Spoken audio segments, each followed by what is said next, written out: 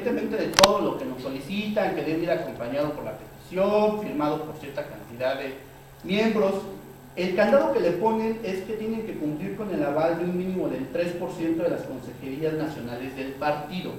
Esto es, necesitas que para que tú puedas crear una corriente al interior del partido, de los 320 consejeros nacionales que existen en el PRD, un porcentaje, que estoy diciendo que es el 3%, por ahí de cerca de 32 consejeros nacionales, deben ser parte de esa nueva corriente. Como dato específico, cuando en su momento el licenciado Marcelo Ebrard quiso armar su corriente, justo esta era la problemática que tenía, porque no lograba encontrar la mayor parte de los consejeros nacionales.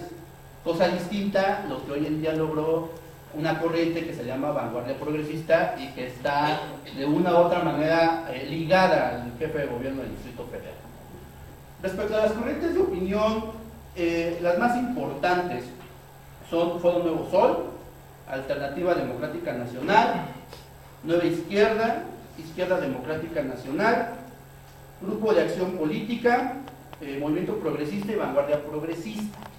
De estas, las tres más importantes, por decirlo por el número de consejeros nacionales, estatales, cargos de elección que tienen, en primera instancia está Nueva Izquierda, que está comandada por se conoce la corriente de estudios, que es Jesús Ortega, Zambrano, y el hoy presidente Carlos Navarro. La segunda, que es considerada la segunda fuerza a nivel nacional, es la Alternativa Democrática Nacional, que en este caso el nombre más visible es Héctor Bautista, es una corriente más por parte del Estado de México, lo que se conoce como el Corredor Amarillo. Después viene Izquierda Democrática Nacional, de un personaje que ha estado continuamente en los reflectores, que es René Bejarano. Y bueno, pues ya las demás corrientes, es lo que se conoce como la chiquillada. Respecto al título cuarto, nos habla de la manera en cómo está estructurado el partido. Aquí quiero aclarar que es el título más grande que tiene el estatuto.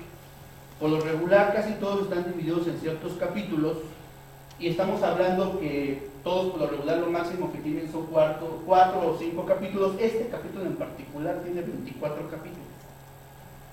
Este capítulo nos explica la manera en cómo está organizado el partido, de la parte más baja, la unidad más básica de organización, a la más alta.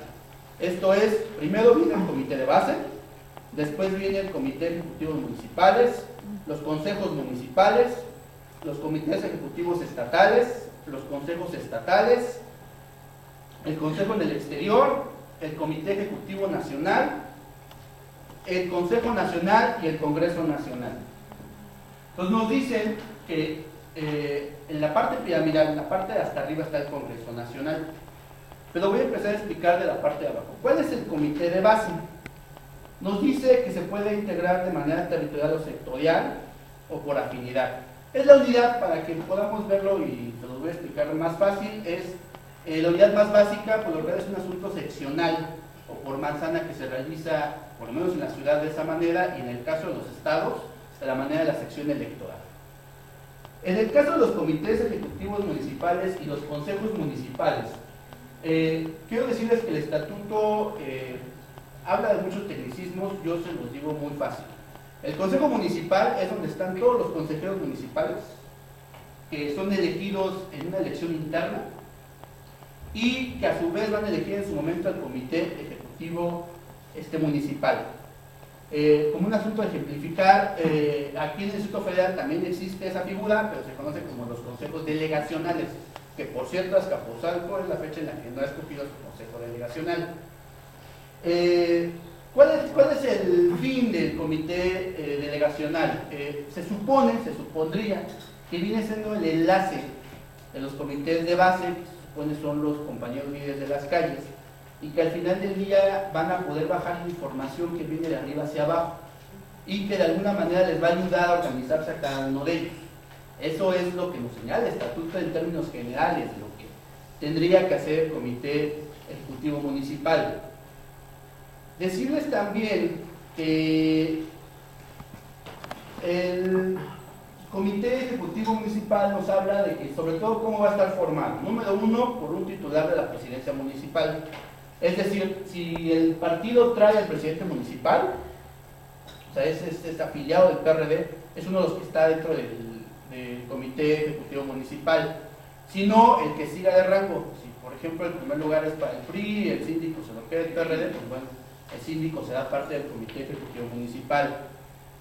Nos habla de que tendrá que estar organizado entre 5 y a 11 integrantes por parte del Comité Ejecutivo Municipal. Lo mismo sucede en el delegacional, con la salvedad que pues ahí, como ustedes saben, nosotros no en la ciudad no tenemos un asunto de síndicos ni regidores, y es simplemente el delegado, y es prácticamente el que escoge toda la estructura delegacional dentro de lo que es el Distrito Federal. Ahora, el Consejo Estatal, al igual que el